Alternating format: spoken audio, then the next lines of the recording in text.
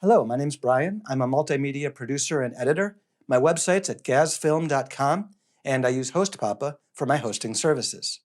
Gazfilm runs on WordPress, using a custom child of the Baton theme with some plugins and a little bit of custom server-side PHP and client-side JavaScript. That's the nice thing about HostPapa, is that I've never felt restricted by any lack of technology. If I want to install WordPress, I can. If I want to run a PHP script, I can. If I want to create a password-protected directory for my clients to download media, no problem.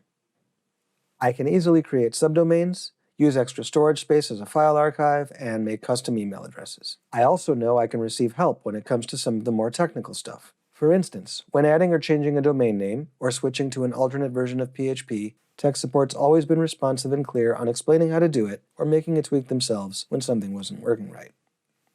Bonus points for using green energy to run their servers and for having a very low price for a very solid service.